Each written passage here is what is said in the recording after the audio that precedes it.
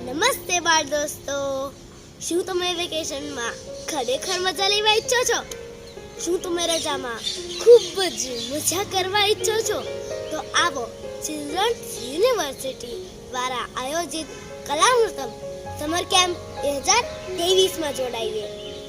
આ summer camp 11 મે થી 17 મે સુધી યોજાશે અને તેમાં તમને ગમતી હોય તેવી પ્રવૃત્તિઓ જેમ કે બાળ અભિવ્યક્તિ, ફોટોગ્રાફી, પપેટ, યોગ નૃત્ય અને અભિનય.